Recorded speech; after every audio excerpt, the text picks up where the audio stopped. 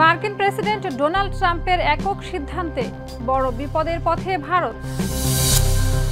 পুতিনের ভয়ে কাঁপছে গোটা ইউরোপ, অপ্রতিরোধ হয়ে উঠছে রুশ প্রেসিডেন্ট। হামলা ঠেকাতে যুক্তরাষ্ট্রে যুক্ত হচ্ছে আয়রন ডোমের বিকল্প গোল্ডেন ডোম। বাঁচাতে পারবে যুক্তরাষ্ট্রকে? ইসরায়েলি বর্বরতায় বিশ্বের সবচেয়ে বড় উন্মুক্ত কারাগার এখন গাজা।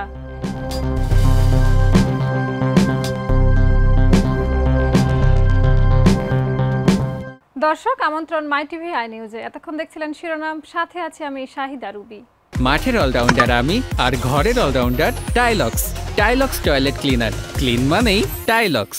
মার্কিন প্রেসিডেন্ট ডোনাল্ড ট্রাম্পের নতুন শুল্ক নীতির কারণে ভেনেজুয়েলা থেকে তেল আমদানি করা দেশগুলোকে 25% অতিরিক্ত শুল্ক দিতে হবে। এতে সবচেয়ে ক্ষতিগ্রস্ত হবে ভারত ও চীন। ট্রাম্পের দাবি, ভেনেজুয়েলা যুক্তরাষ্ট্রে গ্যাং সদস্য পাঠাচ্ছে। এই শুল্ক নীতি কার্যকর হলে জ্বালানি ব্যয় বাড়বে ভারতের। ট্রাম্পের এক সিদ্ধান্তেই বড় বিপদে রয়েছে ভারত। ভেনেজুয়েলা থেকে জ্বালানি তেল আমদানি করা দেশগুলোর ওপর 25% শুল্ক আরোপের ঘোষণা দিয়েছেন তিনি। 25 মার্চ বিবিসির এক প্রতিবেদনে জানানো হয়, ট্রাম্প তার এই সিদ্ধান্তকে সেকেন্ডারি শুল্ক বলে উল্লেখ করেছেন এবং আগামী 2 এপ্রিল থেকে তা কার্যকর হবে। 24 মার্চ ট্রুথ সোশ্যালে এক পোস্টে তিনি এ তথ্য জানান। দ্বিতীয় মেয়াদে মার্কিন প্রেসিডেন্টের দায়িত্ব নেওয়ার পর থেকে ট্রাম্প ভেনেজুয়েলার বিরুদ্ধে কড়া অবস্থান নিয়েছেন। তিনি অভিযোগ করেন, দেশটি ইচ্ছাকৃতভাবে যুক্তরাষ্ট্রে গ্যাং সদস্য পাঠাচ্ছে। এ কারণ দেখিয়েই নতুন শুল্ক নীতির ঘোষণা দিয়েছেন তিনি। ভেনেজুয়েলার ওপর আগেই মার্কিন নিষেধাজ্ঞা রয়েছে, যার ফলে দেশটির সঙ্গে ব্যবসা করতে হলে যুক্তরাষ্ট্রের অনুমতি নিতে হয়। এবার আরও কঠোর ব্যবস্থা হিসেবে ভেনেজুয়েলার তেল কেনা দেশগুলোর ওপর বাড়তি শুল্ক বসানোর সিদ্ধান্ত নিলেন ট্রাম্প। মার্কিন সংবাদ মাধ্যম সিএনএন জানায়, ভেনেজুয়েলার সঙ্গে বাণিজ্য বজায় রাখতে চাইলে এসব দেশকে 25% অতিরিক্ত শুল্ক দিতে হবে। এতে সবচেয়ে বেশি ক্ষতির মুখে পড়বে ভারত ও চীন, কারণ তারা ভেনেজুয়েলার প্রধান ক্রেতা। ভারতীয় গণমাধ্যমের তথ্য অনুসারে 2023 সালের ডিসেম্বরে প্রতিদিন গড়ে 1,91,600 ব্যারেল তেল ভেনেজুয়েলা থেকে আমদানি করেছে ভারত। 2024 সালের জানুয়ারিতে দেশটি বিপুল পরিমাণ জ্বালানি আমদানি করেছে। ট্রাম্পের এই সিদ্ধান্ত কার্যকর হলে ভারত ও চীনকে তাদের জ্বালানি আমদানি ব্যয় উল্লেখযোগ্যভাবে বাড়াতে হবে, যা তাদের অর্থনীতিতে নেতিবাচক প্রভাব ফেলতে পারে বলে মনে করছেন বিশ্লেষকরা।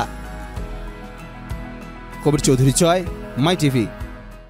রাশিয়ার প্রেসিডেন্ট ভ্লাদিমির পুতিন যেন দিন দিন হয়ে উঠছে আক্রমণাত্মক। পুতিনকে নিয়ে শঙ্কা প্রকাশ করছে পোল্যান্ড। যদি ইউক্রেন আত্মসমর্পণ করে, তাহলে তার পরবর্তী মিশন হবে ইউরোপ। রাশিয়া চাইবে ইউরোপের উপর তখন ক্ষমতা দেখাতে, কারণ রাশিয়া বর্তমানে একা ইউক্রেনের বিরুদ্ধে জয়লাভ করতে অক্ষম। তাই তারা তাৎক্ষণিকভাবে আরো বড় কোনো আক্রমণের জন্য প্রস্তুত হবে না। পুতিনের ভয়ে কাঁপছে পুরো ইউরোপ। পুতিনের আক্রমণাত্মক নীতি ইউরোপের সীমানার মধ্যে নিরাপত্তা উদ্বেগ তৈরি করছে। পুতিনের একক সিদ্ধান্ত নেওয়ার ক্ষমতা ও তার নিয়ন্ত্রণ ইউরোপের জন্য বড় চ্যালেঞ্জ হয়ে দাঁড়িয়েছে। কি করতে চলেছেন পুতিন, আর এর ফলাফল কি হতে পারে? পুতিনের এই আক্রমণাত্মক মনোভাব পূর্ব ইউরোপের দেশগুলোর মধ্যে নিরাপত্তার উদ্বেগ বৃদ্ধি করছে। তারা রাশিয়ার সামরিক শক্তির বিরুদ্ধে কৌশলগত সমন্বয় এবং শক্তি প্রদর্শনের জন্য প্রস্তুতি নিচ্ছে। এদিকে পোল্যান্ড শঙ্কা প্রকাশ করেছে যে যদি ইউক্রেন আত্মসমর্পণ করতে বাধ্য হয়, তবে রাশিয়া ইউরোপের দিকে আগ্রাসন চালাতে পারে। পোল্যান্ডের পররাষ্ট্রমন্ত্রী রাডাস্লা সিকোরস্কি বলেছেন, যদি ইউক্রেন আত্মসমর্পণ করতে বাধ্য হয়, তাহলে চলতি দশকের শেষ নাগাদ রাশিয়া ইউরোপে আক্রমণ শুরু করতে পারে। সিকোরস্কি আরো বলেন, বর্তমানে রাশিয়া ইউক্রেনের বিরুদ্ধে এককভাবে বিজয়ী হতে সক্ষম নয়, তাই তারা এখনই বৃহত্তর আক্রমণের প্রস্তুতি নিচ্ছে না। তবে যদি ইউক্রেন আত্মসমর্পণ করে এবং রাশিয়া ইউক্রেনের সেনাবাহিনীর দায়িত্ব নেয়, তাহলে পরিস্থিতি বদলে যাবে।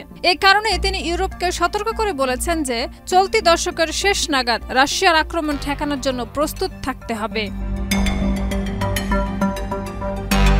এর আগে যুক্তরাজ্যের প্রধানমন্ত্রী কেয়ার স্টারমার বলেছেন, তিনি রাশিয়ার প্রেসিডেন্ট ভ্লাদিমির পুতিনের প্রতি বিশ্বাস রাখেন না। এদিকে ইউক্রেন রাশিয়া যুদ্ধবিরতি নিয়ে কেয়ার স্টারমারের প্রস্তাবকে প্রত্যাখ্যান করেছে ডোনাল্ড ট্রাম্পের বিশেষ দূত স্টিভ উইটকফ। তিনি এই প্রস্তাবকে ভঙ্গিমাপূর্ণ এবং কৌশলী বলে মন্তব্য করেছেন। এক সাক্ষাৎকারে উইটকফ রাশিয়ার প্রেসিডেন্ট ভ্লাদিমির পুতিনের প্রশংসা করে বলেন, তাকে আমার খারাপ ব্যক্তি বলে মনে হয় না, পুতিন অত্যন্ত বুদ্ধিমান।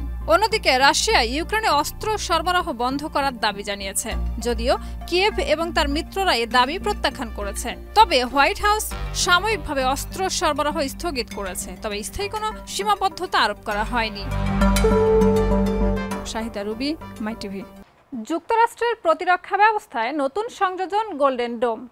এটি হাইপারসনিক ক্ষেপণাস্ত্র শনাক্ত করে ইনফ্রারেড লেজারের মাধ্যমে ধ্বংস করবে।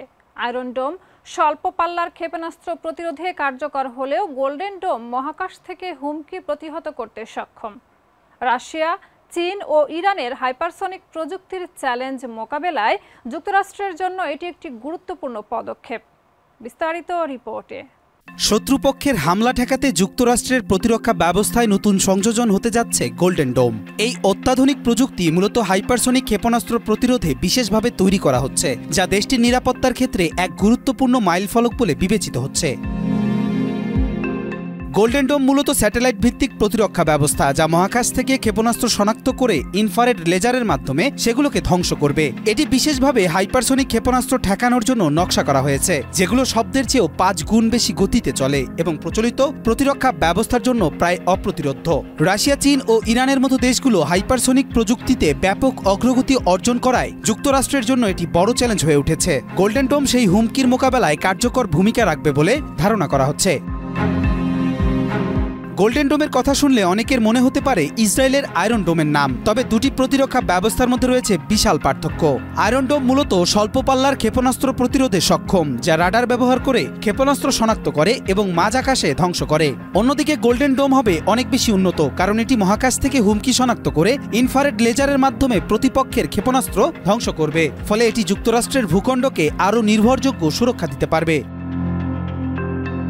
পরিশেষে গোল্ডেন ডোম যদি কার্যকরভাবে কাজ করে, তবে এটি যুক্তরাষ্ট্রের নিরাপত্তাকে এক নতুন উচ্চতায় নিয়ে যাবে এবং ভবিষ্যতে হাইপারসনিক হুমকি মোকাবেলায় গুরুত্বপূর্ণ প্রতিরক্ষার ঢাল হিসেবে কাজ করবে।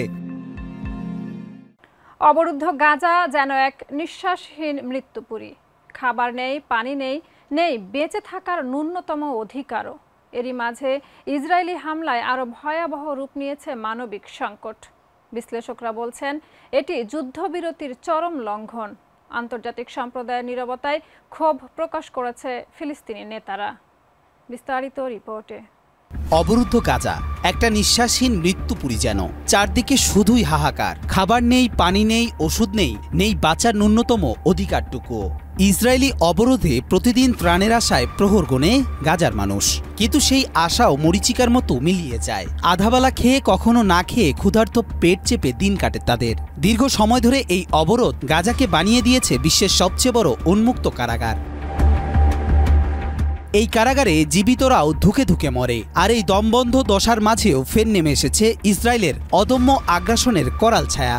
রক্ত বারুদের গন্ধ আর আর্তনাদের মাঝে হারিয়ে যাচ্ছে একটি নিঃস্ব জনপদের শেষ স্বপ্নটুকু। ইসরায়েলের এই হামলা যুদ্ধবিরতির এক চরম লঙ্ঘন হিসেবে দেখছেন বিশ্লেষকরা।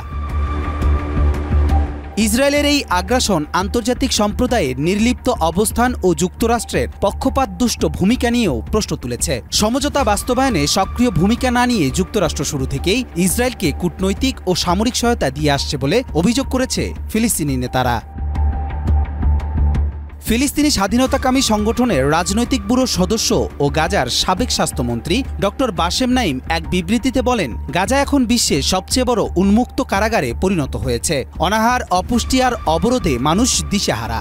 এমন পরিস্থিতিতে যুদ্ধবিরতির শর্ত লঙ্ঘন করে ইসরায়েলি বাহিনীর এই বর্বর হামলা আন্তর্জাতিক মানবিক আইনকেও চ্যালেঞ্জ করেছে।